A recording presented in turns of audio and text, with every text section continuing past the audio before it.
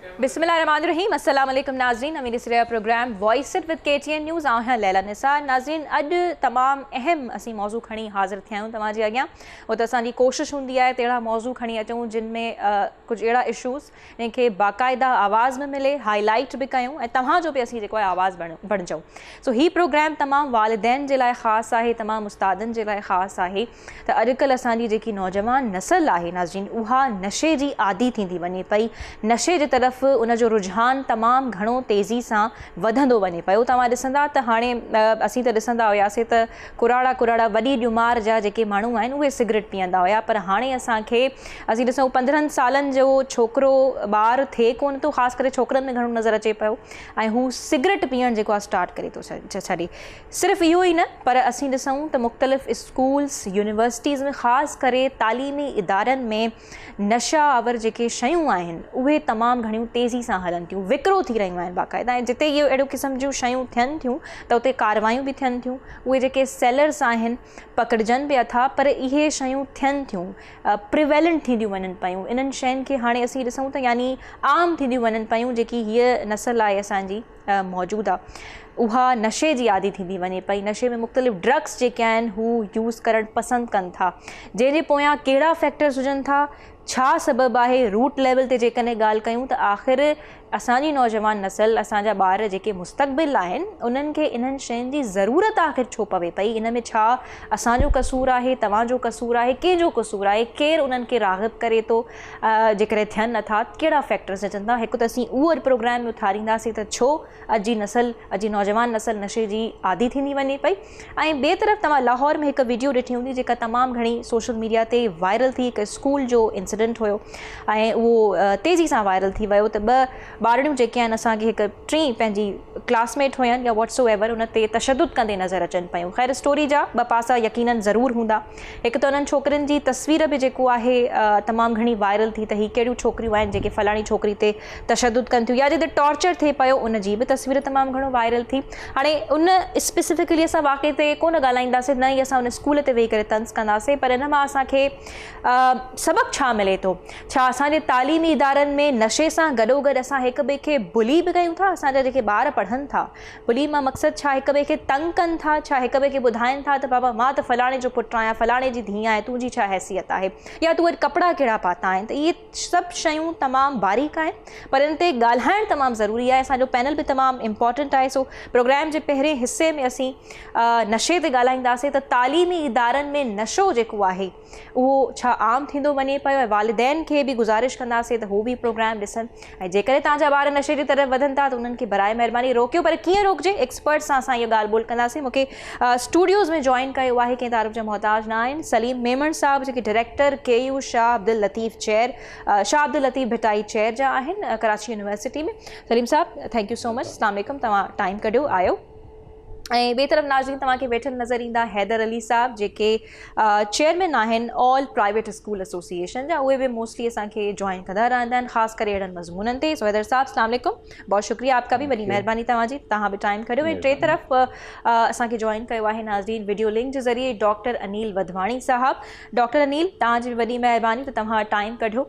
ऐं डॉक्टर अनिल हिकु साल काफ़ी टाइम अॻु में असांखे उन्हनि जॉइन कयो हुयो, 2020 में। साॻियो ही टॉपिक हुयो, अॼु उन्हनि खां पुछंदासीं त छा हाल आहे। Doctor Anil is a psychiatrist, consultant psychiatrist आहिनि doctor AQ Khan institute of behavioural sciences में। हुननि खां पुछंदासीं त छा हू पेशेंट्स खे रिकवर करण में कामयाबु थियनि था, ऐं ख़ासि करे छो असांजी नौजवान नस्ल आख़िर नशा आवर शयुनि खे पसंदि करे थी। त तव्हां सभिनी जी इजाज़त खां शुरू कयूं था पहिरें हिसे में डॉक्टर अनिल खां, त नशे जी आख़िर बुनियादी वजह। डॉक्टर अनिल, सभ खां पहिरियों तव्हां जे तरफ़ आउं ईंदसि, तव्हां खां शुरूआति कंदसि। असांजा ॿार जेके ख़ासि करे 15 सालनि जा टीनेजर्स आहिनि, सिगरेट खे बि पसंदि कनि था, ऐं ॿियूं हाणे ड्रग्स जंहिंमें ice, cocaine, I don't know मूंखे नाला वठणु खपनि या न, उहे यूज़ कनि था, पसंदि कनि था। खुलेआम रेस्टोरेंट्स ते वेही करे ग्रुप्स जा ग्रुप्स वेठा आहिनि, ऐं काफ़ी विटनेस पे माण्हू उन्हनि खे कनि था त हू वेठा नशो कनि था। छो आख़िर पसंदि कनि था? बुनियादी सबबनि ते रोशनी विझो। वालेकुम अस्सलाम Laila, thank U very much. तव्हां अॼु हिकिड़े काफ़ी अहम मौज़ू ते प्रोग्राम करे रहिया आहियो, जंहिंजो मक़सदु सिर्फ़ु और सिर्फ़ु आवाम जी आगाही आहे। मां हिन पंहिंजे जवाब में कुझु अहिड़ी चीज़नि खे उजागर कंदुमि जेकी तव्हांखे नॉलेज ॾींदुमि की कोई हिनखे पर्सनल न वठे त रीज़न्स हिन जा छा आहिनि। ठीकु आहे। हिन वक़्तु मां तव्हांखे हिकिड़ो स्टेटिकल डेटा ॿुधाईंदो हलां कि 2014 में जेको सर्वे थियो हुयो पाकिस्तान में उन में अराउंड 6.7 मिलियन यानी 67 लाख पीपल्स जेकी माण्हू हुया उहे नशा वापराईंदा हुया। ठीकु हिन वक़्तु जेको नयो करंट असां वटि यूज़ वधी वियो आहे और 2023 में बि हिन वक़्तु हिकिड़ो सर्वे हली रहियो आहे जेको यूनाइटेड नेशन जी तरफ़ UNODC इदारो आहे उहो करे रहियो आहे। हाणे अचूं था कि कहिड़ी वजूहात आहिनि जंहिंजे करे नशो इस्तेमालु थिए थो। उन जा 3 रीज़न्स आहिनि, कुझु हूंदा आहिनि बायोलॉजिकल, कुझु साइकोलॉजिकल, कुझु सोशल। बायोलॉजिकल में असां वठूं त हिन में जेनेटिकल प्री डिस्पोजिशन बि घणी हूंदी आहे। अराउंड 40 to 60% अगरि कंहिं बि फैमिली मेंबर कोई बि हुन में कोई अल्कोहल यूज़ थो करे या कंहिं क़िस्म जो नशो इस्तेमालु करे थो, फैमिली मेंबर या आसपास पड़ोस में भी कुछ जेनेटिकली तो इमीडिएट फैमिली मेंबर्स के चाहिए हूँ सही तो उनमें चांसेस 40 to 60% के बाद भी उन नशे में इंडल्ज थी सके तो को इन्वायरमेंटल फैक्टर्स जेकी इंतशार पसंदी आ अनसर्टेनिटी आ आसपास जेकी झगड़ा हलन था पिया एडी बिल्कुल एक अनस्टेबल स्टेट में असांजो एनवायरमेंट हली रहियो आहे हिकिड़ो उहो रीज़न आहे। और थर्ड रीज़न हूंदो आहे मेंटल हेल्थ। अगरि कंहिंखे कोई फैमिली हिस्ट्री आहे साइकाइट्रिक इलनेस जी जंहिंमें ख़ासि तौर पे कोई साइकोटिक फिनोमिना हूंदा आहिनि जंहिंमें शीरो या बाइपोलर जा पेशेंट हूंदा आहिनि, अगरि को फैमिली हिस्ट्री आहे त इन क़िस्म जा पेशेंट भी घणा प्रोन हूंदा आहिनि टूवर्ड्स एडिक्शन या उन्हनि जा घणा चांसिस हूंदा आहिनि। हाणे असां अचूं था पिया कि बेसिकली तव्हांजो सुवाल हुयो कि बिलो 15 छा रीज़न आहे। असां वटि प्राइवेट स्कूल एसोसिएशन जा इंचार्ज बि वेठा आहिनि। मां हुन सां इहा चवंदो कि कोई पर्सनल ओपिनियन नाहे, हिकिड़ो जनरल सर्वे आहे। मां हुनखे ॿुधाइणु चाहींदुमि कि हिन वक़्तु असांजे इर्द गिर्द माशरे में जेकी भी स्कूल आहिनि कंहिं में भी प्ले ग्राउंड की कोई फैसिलिटी ना आहे। ख़ासि तौर ते प्राइवेट स्कूल्स या काफ़ी स्कूल्स अहिड़ा आहिनि जेकी नंढे नंढे बंगलनि में ठही विया आहिनि। त अॼु खां अगरि 20 साल 25 साल पुठियां वञो त स्कूल्स में वॾा वॾा प्ले ग्राउंड हूंदा आहे। ॿारनि खे हिकिड़ी एनर्जी हूंदी आहे जॾहिं उहे एडल्टहुड में ईंदा आहिनि 13 इयर्स जी एज में त असांजी बॉडीज़ में कुझु चेंजिस हूंदियूं आहिनि, कुझु हॉर्मोन्स वधंदा आहिनि जंहिंजे करे ॿार जवान थींदा आहिनि या केमिकल्स हूंदा आहिनि टेस्टोस्टेरोन उहे वधंदा आहिनि। उन सां गॾु असांजी बॉडी में डोपामाइन हिकिड़ो केमिकल आहे उनजो सर्ज ईंदो आहे। जॾहिं इहे ॿ केमिकल्स वधंदा आहिनि त असांखे थ्रिल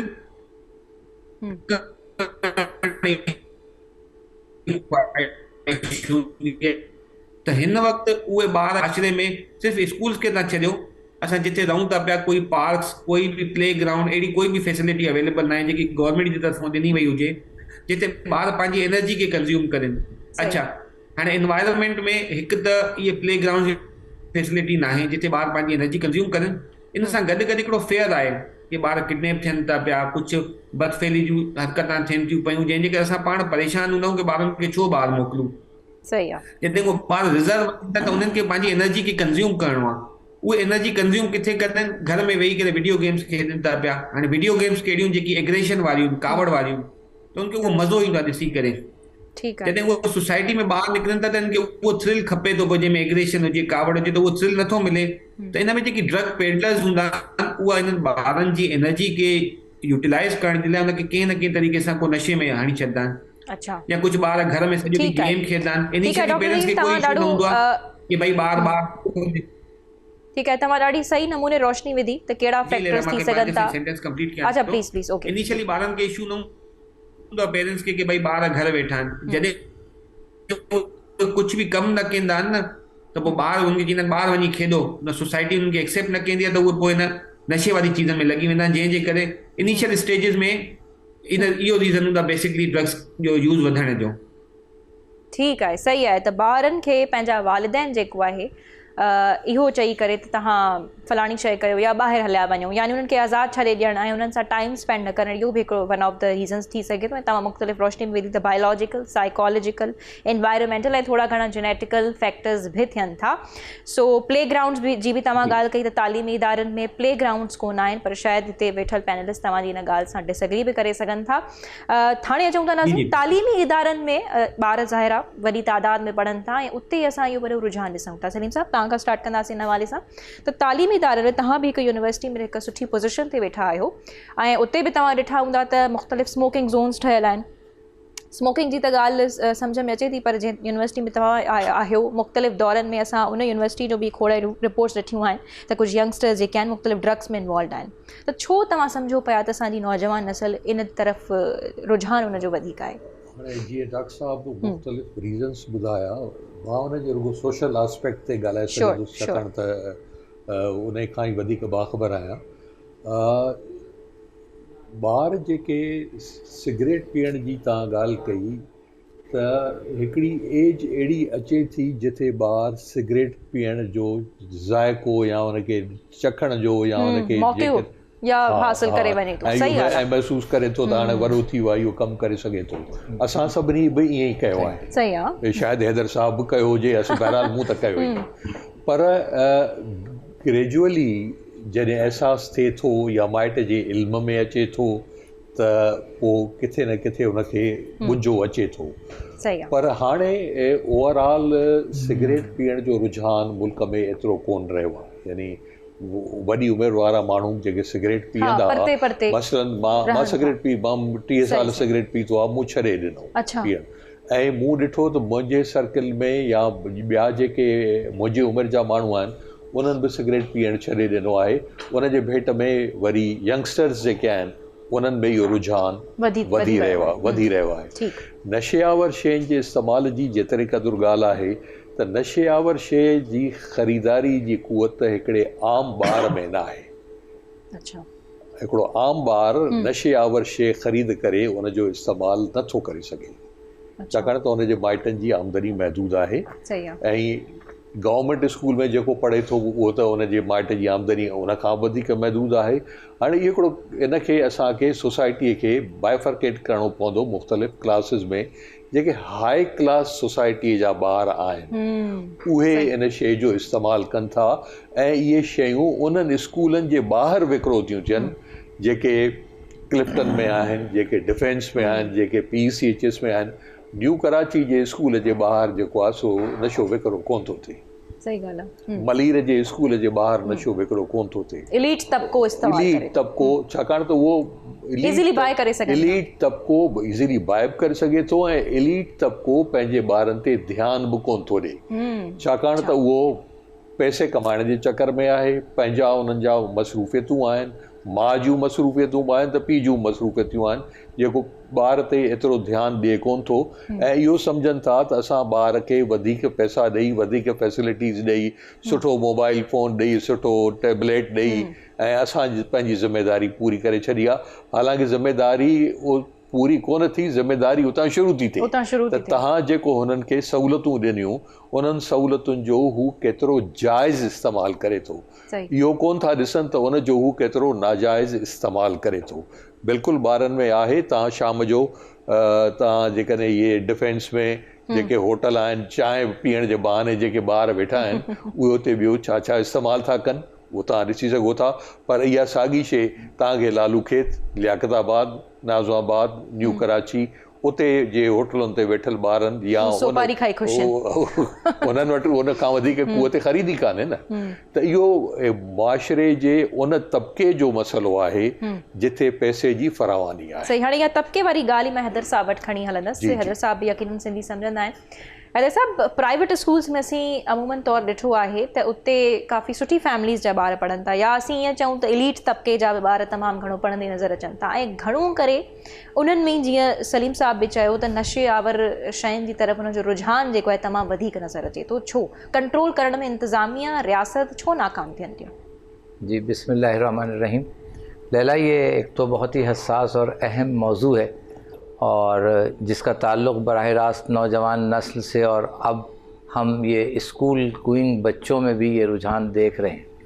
मैं प्रोफेसर साहब की बात से थोड़ा सा इख्तलाफ करूँगा, इसलिए कि जो हमारे पास आदाद व शुमार हैं वो ये कि कम से कम तालीमी अदारों में जो है वो हर 10वां बच्चा जो है वो किसी न किसी ड्रग को यूज़ कर रहा है, और ज़्यादा से ज़्यादा जो है वो 50% यानी हर दूसरा बच्चा जो है ड्रग यूज़र है। ठीक है। अब सवाल ये पैदा होता है कि दूसरी बात ये कि जो प्रोफेसर साहब ने फरमाया कि क़ुव्वत ख़रीद नहीं है, कम आमदनी वाले इलाक़ों में या कम फ़ीस वाले स्कूलों में। तो जहाँ तक हमारी रिपोर्ट्स हैं, मुशाहिदा है, तो अब ये लो इनकम एरियाज़ में और रिमोट एरियाज़ में भी जो है ये ड्रग सप्लायर्स ने जो है वो सस्ती शक्ल में जो है वो ये केमिकल्स जो ड्रग्स हैं ये पहुंचाना शुरू कर दी हैं। और वहाँ हमने ये देखा कि अगर एक बच्चा इनफरादी तौर पर वो चीज़ नहीं ख़रीदता तो वो ग्रुप बनाकर जो है वो बच्चे ख़रीद लेते हैं और उसको सब वो टेस्ट करते हैं।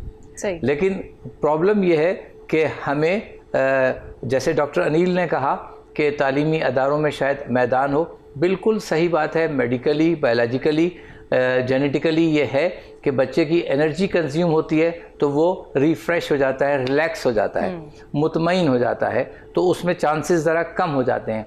लेकिन इससे भी बढ़कर गवर्नमेंट स्कूल्स में भी अब मैदान जो हैं वो तकरीबन ख़त्म हुए जा रहे हैं और न होने के बराबर हैं। लेकिन असल चीज़ जो है वो तालीमी अदारे हों, घर हो या हमारा मुआशरा हो, असल में चीज़ जो है वो माहौल की है कि एनवायरनमेंट कैसा है। हम देख रहे हैं कि मुआशरे में तमाम चीज़ें ही और ख़ास तौर से जितनी वैल्यूज़ हैं हमारे, जितनी अखलाकियात हैं, वो जब ज़वाल पजीर हैं तो उसके साथ साथ ये जो बच्चों की तालीम और तरबियत में भी जो गैप आ रहा है उसकी वजह से बच्चे इस तरफ जा रहे हैं।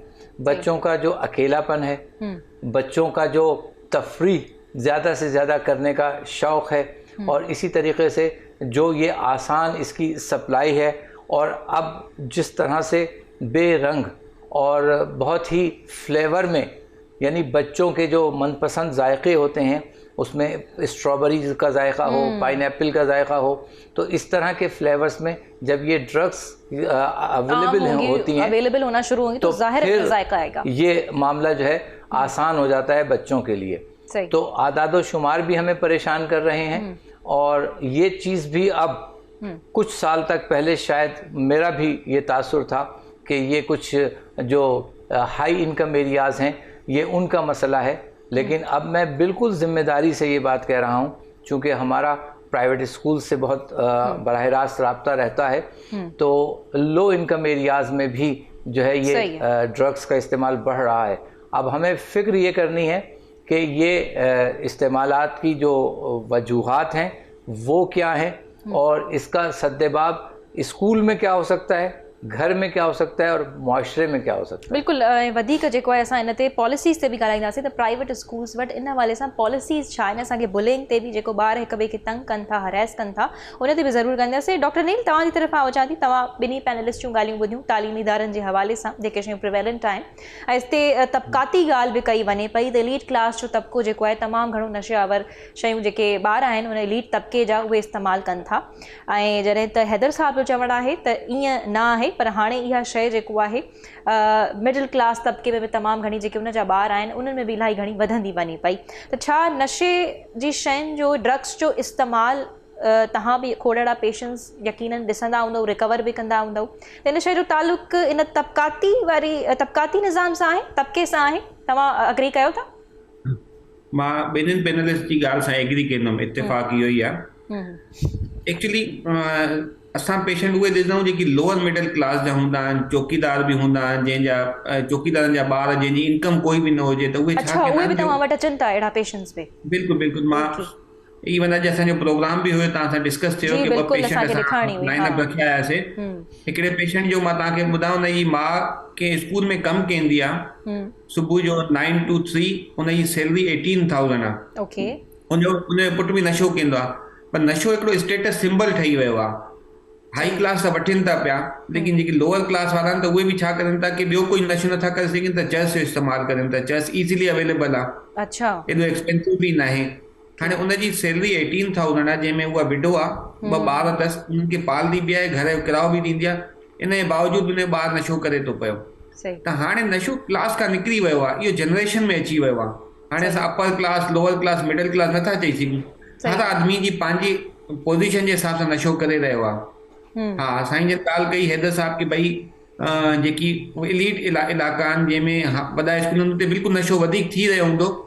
इवन असां वटि कुझु अहिड़ा ॿार ईंदा आहिनि जेकी नंढा नंढा प्लांट्स घर में रखे छॾिया अथऊं। अच्छा।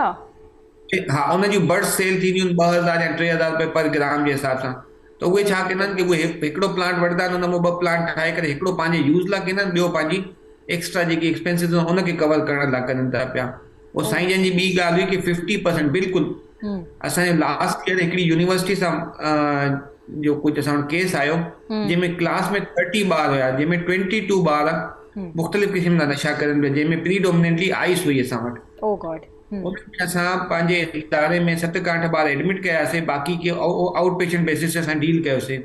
वो 22 ॿारनि खे असां नशे में जान छॾाईसीं। अच्छा, इहा हिकु ॻाल्हि थोरो इन ते एम्फसाइज़ करणु चाहींदुसि, 22 ॿार नशो पिया कनि, आइस जो इस्तेमालु आउट ऑफ कनि 30।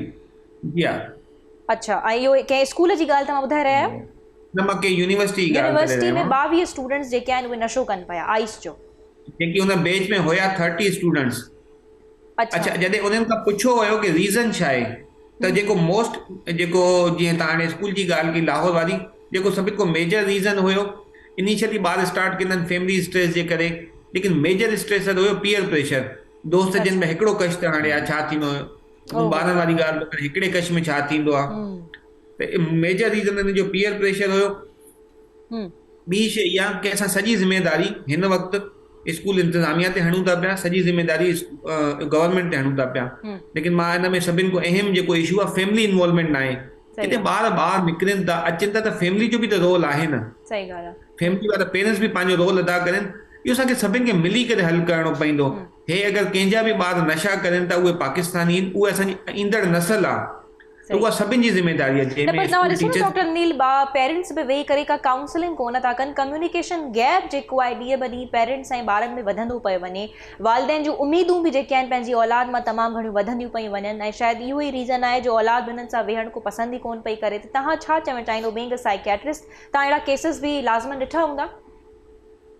नो डाउट लेला, तव्हां बिल्कुलु सही चई रहिया हो कि बिल्कुलु पेरेंट्स जी एक्सपेक्टेशन वधी वई आहे, जेकी पेरेंट्स पाण कुझु गोल्स अचीव न करे सघंदा आहिनि, त इन नंबर गेम में ॿारनि खे विझी छॾियो अथऊं कि तोखे 90% मार्क्स खणणा आहिनि, तोखे 85 करणा आहिनि, तोखे A1 ग्रेड अचिणो आहे, जंहिंजो ग्रेड घटि आहे हुनखे डी ग्रेड करिणो आहे। असां सोसाइटी में कंपेयर कंदा आहियूं। तव्हां कॾहिं कंहिं माली खां ॿुधियो आहे कि हिन गुल जी ख़ुशबू वधीक हिन जी घटि आहे? असां ॿारनि खे कंपेयर कंदा आहियूं, तूं फलाणे ॿार वांगुरु नंबर छो न आंदा थी, हो हिते जॉब करे थो, अलाह साईं जेको आहे न, हर ॿार खे हिकिड़ी पंहिंजी सलाहियत ॾिनी आहे। असां हर चीज़ खे कंपेयर कंदा आहियूं। सभिनि खां वॾी एग्ज़ाम्पल इहा आहे कि असांजे हथ में 5 आङुरियूं आहिनि, त उन्हनि सभिनि जी साइज़ अलॻि आहे, उन्हनि सभिनि जो फंक्शन अलॻि आहे, उन्हनि सभिनि जी हर चीज़ जी सप्लाई अलॻि आहे, त हर ॿार में हिकिड़ी पंहिंजी ख़ुशूसियत आहे। हिकु ॿियो बि सुवाल मुंहिंजे ज़हन में अचे पियो, तव्हां बिल्कुलु पंहिंजो सेंटेंस बि कंप्लीट करे वठिजो, त तव्हां वटि जेके पेशेंट्स आहिनि, ख़ासि करे जेकी ड्रग एडिक्ट्स अचनि था, घणो करे नौजवान नस्ल में कहिड़ी ॼुमार जा, कहिड़ी एज जा मरीज़ तव्हां वटि अचनि था नशे वारी सूरत में?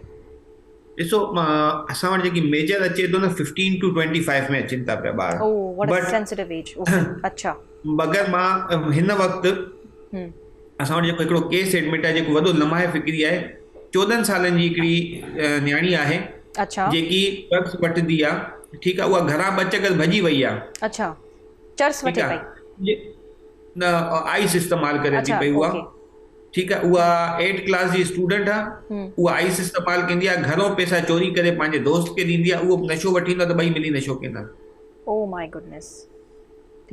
नशो ईंदड़ नस्ल खे बर्बाद नथो करे, माशरे खे बि तबाह करे रहियो आहे। ॿारनि वटि पैसा न हूंदा, लोअर क्लास जा घर जी चोरी कंदा, घर में को सामान न हूंदो, आस पास मोहल्ले में चोरी कंदा, सोसाइटी में क्राइम रेट केॾो वधी रहियो आहे, तमामु वॾी तेज़ी सां वधी रहियो आहे। डॉक्टर अनिल, मां तव्हांखे वरी मौक़ो ॾींदसि, तव्हां ॾाढो हैरान कुन ॻाल्हियूं ऐं बिल्कुलु दुरुस्त ॻाल्हियूं करे रहिया आहियो। सलीम साहब, ही ॻाल्हियूं जेके तव्हां ॿुधो था पेशेंट्स जा जेके ॿुधाइनि था, ऐं तव्हां ॾिसो एज ॾिसो, 18 खां वठी 25 सालनि ताईं, सॉरी 15 खां, इहा ई एज हूंदी आहे ठहण जी ऐं ॾहण जी, इहा ई एज हूंदी आहे, छाकाणि त ॿार बलूगत वारे मरहले में जॾहिं दाख़िल थिए थो, त उनजी रुगो जिस्मानी तब्दीली उन में कोन थी अचे, उन में ज़हनी तब्दीली बचे थी, उन में नफ़्सियाती तब्दीली बचे थी। असांजा उस्ताद छा कनि पिया सलीम साहब, छा उहे इन हवाले सां ट्रेन थियल आहिनि? जीअं ॾिसो असां अक्सर करे इन शइ ते बि ॻाल्हाइणु चाहींदासीं त ॿार जेको हिक ॿिए खे तंग कनि था, हिक ॿिए खे पंहिंजो तबिको ॾेखारीनि था, बाबा मां वरी क्लास सां तालुक़ु रखां थो, तुंहिंजी छा हैसियत आहे। या असीं ॾिसूं था कुझु मिडिल क्लास जा ॿार बि जेको आहे सुठियुनि यूनिवर्सिटीज़ में पढ़नि था, उते उन्हनि सां वॾनि माण्हुनि जा ॿार टकराइजनि था त हिक ॿिए खे बुली करणु शुरू कनि था, ब्लैकमेल करणु शुरू कनि था। त इन सभ में उस्तादनि जो रोल ॿुधायो। तव्हांखे मां ॿुधायां त हाणे ग़रीब माण्हुनि जूं यूनिवर्सिटियूं ऐं वॾनि ॿारनि जूं वॾनि माण्हुनि जूं यूनिवर्सिटियूं ई अलॻि थी वियूं आहिनि। को ज़मानो हो जो कराचीअ में हिकिड़ी यूनिवर्सिटी कराची यूनिवर्सिटी हूंदी हुई, सॼे शहर जा ॿार डिफेंस मां, क्लिफ्टन मां, मलीर मां, लांडीअ मां, कोरंगीअ मां, औरंगीअ मां उते पढ़णु ईंदा हुआ। ठीकु आहे। 8-10 हज़ार ॿार पढ़ंदा। हिन वक़्तु कराची यूनिवर्सिटी में 24,000 ॿार पढ़नि था। असांजे पॉइंट जूं बसूं डिफेंस कोन वेंदियूं आहिनि, क्लिफ्टन कोन वेंदियूं आहिनि, PECHS कोन वेंदियूं आहिनि, उन्हनि इलाइक़नि में वेंदियूं आहिनि जेके ग़रीब इलाइक़ा आहिनि, छाकाणि उहे ॿार अफोर्ड नथा करे सघनि, उते पॉइंट जूं बसूं थियूं वञनि। ऐं शहर हिन वक़्तु कटिजी चुको आहे ॿिनि हिसनि में।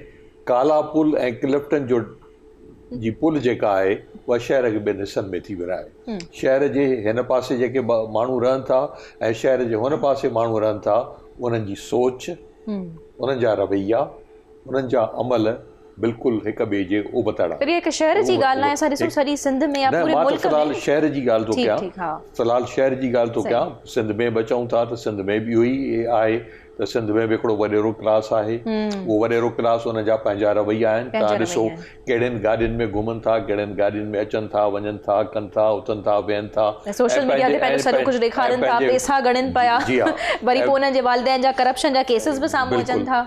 त इहो हिकिड़ो वॾो समाजी मसइलो आहे, तमामु वॾो समाजी मसइलो आहे।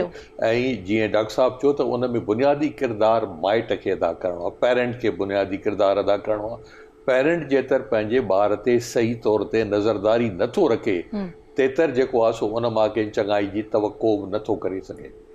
तालीमी इदारे में उस्ताद जी बि ओतिरी ज़िमेदारी आहे, छाकाणि त ॿार जो ॿियो घर तालीमी इदारो आहे, उहा यूनिवर्सिटी हुजे, उहो स्कूल हुजे, हॉस्टल हुजे या ॿियो को इदारो हुजे। तव्हां सम्झो था त तालीमी इदारा पंहिंजो फ़र्ज़ ज़िमेदारी निभाए रहिया आहिनि इन हवाले सां? मां सम्झां थो त तालीमी इदारा पंहिंजो फ़र्ज़ ईमानदारीअ सां कोन था निभाइनि पिया। असां वटि यूनिवर्सिटियुनि में जॾहिं अहिड़ा केस रिपोर्ट थियनि था त पोइ असीं तारुक में अचूं था ऐं वट पकड़ कयूं था, ऐं जेतर तार नथो अचे तेतर जेको आहे सो असांखे का ख़बर कोन थी पए ऐं असांखे दिलचस्पी कान्हे। हक़ीक़त दिलचस्पी कान्हे, पर जेकॾहिं असीं उहा नज़रदारी रखूं ऐं असीं बि चेक रखूं इन्हनि शयुनि ते, त शायदि इन में कुझु घटिताई आहे, ख़तमु त नथा करे सघूं, छाकाणि त इहो मुआशिरे जो नासूर आहे, इदारे जो नासूर न आहे, हिकिड़े घर जो नासूर न आहे, इहो ओवरऑल सॼे मुआशिरे जो नासूर आहे। त असीं उन ते के घटि करे सघूं था पंहिंजी नज़रदारी सां ऐं पंहिंजी ईमानदारीअ वारे रवैये सां। ठीक सही है। तो मां भी हैदर साहब तव्हांजी तरफ़ आपसे भी यही पूछना चाहूँगी, तव्हां खां भी ये पुछणु चाहींदसि त तालीमी इदारा ख़ासि करे उस्ताद छा असांजे तालीमी इदारनि में ख़ासि करे प्राइवेट स्कूल्स में बुलिंग के वठी करे जो बच्चे एक दूसरे को तंग करते हैं, जेके ॿार हिक ॿिए खे तंग कनि था, इन हवाले सां का स्पेसिफिक पॉलिसी आहे? जेकॾहिं को हिकु ॿार कंहिं ॿिए ॿार खे तंग करे थो, उनखे कुटे थो, टॉर्चर करे थो, त कंप्लेन किथे वञी करे वालिदैन या ॿार रजिस्टर कराए? छा तरीक़ेकार आहे? कमेटीज़ आहिनि या न आहिनि? छो त अॼुकल्ह असां ॾिसूं था, तव्हां प्रोग्राम खां अॻु में बि असीं डिस्कस करे रहियासीं त सोशल मीडिया जो सहारो फ़ौरन सां वालिदैन या जे ॿार ते तशद्दुद थिए थो वठे पियो।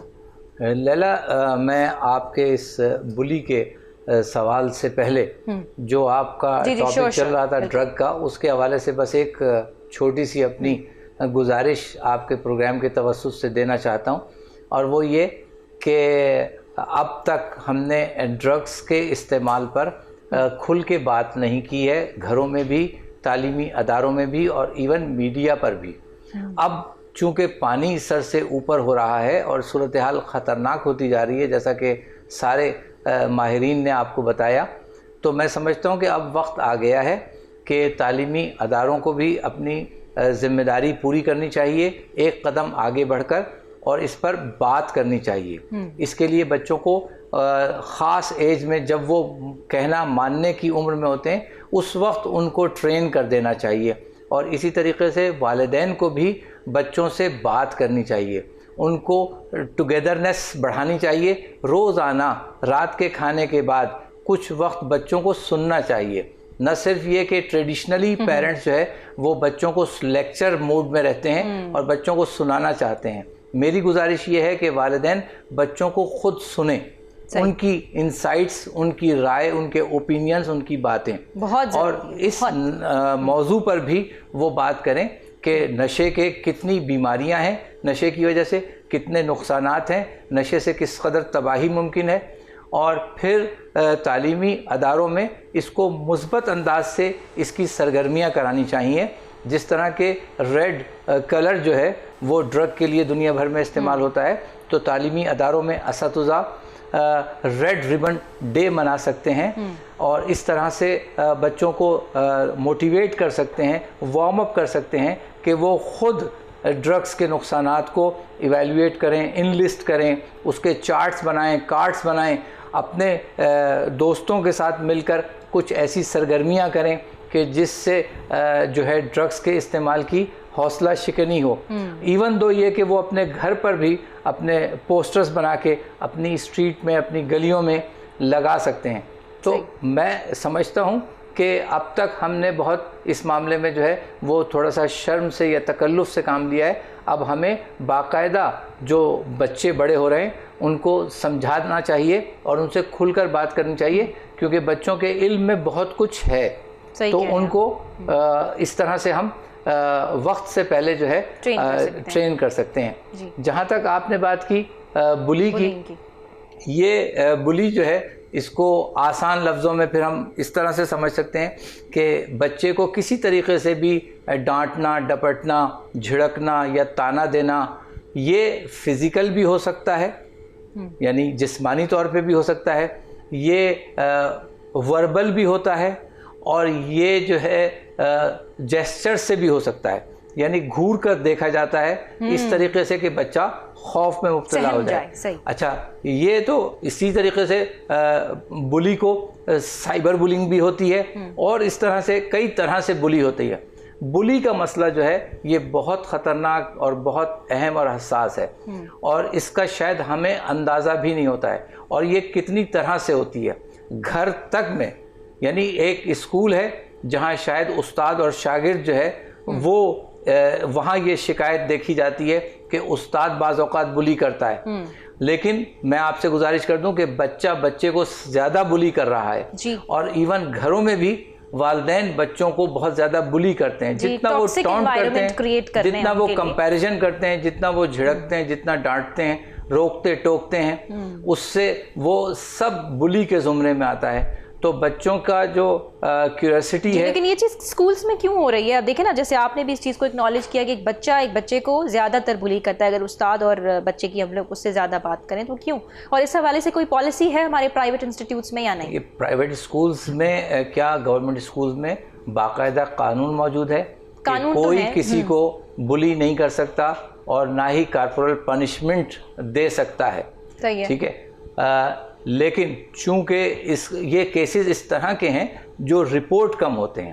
اچھا. اور کلاس روم میں جس آسانی سے بلی ہو جاتی ہے بچہ بچے کو یا ٹیچر بچے کو, یہ ہمارا ایٹیچیوڈ کا پرابلم ہے, اور بچے کو پتہ ہی نہیں ہوتا کہ اگر فلاں بچہ اس کو تنگ کر رہا ہے تو اس کو کس سے, یا تو پہلے سب سے پہلے وہ ماں باپ کو بتاتا ہے, اور ماں باپ جو ہے وہ بھی اس کو بڑا لائٹلی لے رہے. تو ادھر ٹیچر کا آپ کو نہیں لگتا کہ بہت بڑا رول آتا ہے؟ وہ جو ایک ہمارا روایتی تصور ہے نا کہ ڈنڈا چھوڑا بچہ بگڑا, اس کی وجہ سے ہم بلی کو جو ہے تقریباً لائسنس دے چکے ہیں کہ شاید بلی جو ہے وہ اچھی چیز ہے, جبکہ نفسیات کہتی ہے, ڈاکٹر صاحب بھی موجود ہیں, آپ پوچھ سکتی ہیں کہ بچے کی گروتھ پر اس کا بہت زیادہ اثر پڑتا ہے, اور بچے کی صحت پہ اثر پڑتا ہے, بچے کی جو جذباتی اور نفسیاتی نشو و نما ہے اس پہ اثر پڑتا ہے, لرننگ ڈسیبلٹی بچوں میں پیدا ہو جاتی ہے.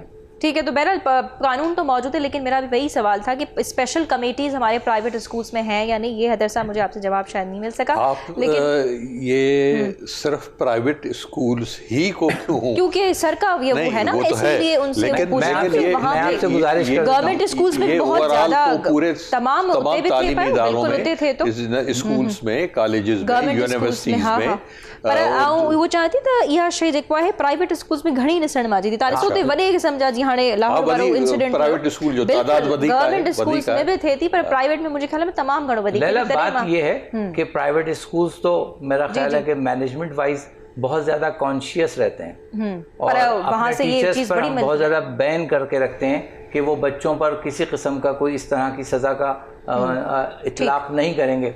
और लेकिन चूंकि बच्चे खुद हाइपर हैं और एग्रेसिव ये चीज़ बहुत ज़्यादा एक आखिरी बड़ा अहम सवाल है, बड़ो अहम सवाल है डॉक्टर अनिल तव्हांजी तरफ़ तव्हां बुलिंग ते भी कॉमेंट करे वठिजो। हाणे हिकु अहम सवाल तव्हां खां पुछण वञा पई त जेकॾहिं माउ ऐं पीउ आहे उनखे ख़बर पवे थी त हुनजो ॿारु जेको आहे हू नशे वारी सोपारी या कंहिं बि क़िस्म जो नशो उन्हनि खां लिकी करे इस्तेमालु करे थो त कंसाइज़ इन शइ जो जवाबु ॾिजो त उन्हनि खे छा हिकमत अमली अपनाइणु खपे, कीअं पंहिंजे ॿार खे वेही करे सम्झाइणु खपे ऐं कहिड़ा क़दम जेको आहे खणणु खपनि त हू नशे खां परते थी वञे। जी ॾिसो, अगरि ॿारु कंहिं ग़लति सोबत में हली थो वञे त उनजो सभिनि खां वॾो इशू हूंदो आहे communication gap between the parents. ॿार ॿियो पेरेंट्स जे विच में जेको कम्युनिकेशन गैप आहे, जेको हिक ॿिए खे टाइम नथा ॾियनि, इन जे करे ॿारु ॿी डायरेक्शन में हले थो वञे पंहिंजी लज़त हासिलु करण लाइ। सभ खां पहिरियां असां जॾहिं ॾिसो ॿारु 13+ जॾहिं थींदो आहे, जॾहिं जिस्म में तव्हां चओ कि सनो बलोगत जेकी हूंदी आहे, एज असांजी ईंदी आहे, उन में जॾहिं ॿारनि में केमिकल चेंजिस हूंदा आहिनि उन टाइम ते मोस्टली ॿार एडिक्शन जी तरफ़ वेंदा आहिनि। इन जे करे थींदा आहिनि जॾहिं ॿारु पियो जे कुल्हे ते अचे त हुन सां दोस्ती करणु खपे, बजाए हिन सां उन सां उहो स्टाइल हलणु खपे कि भई सख़्ती रखणु खपे।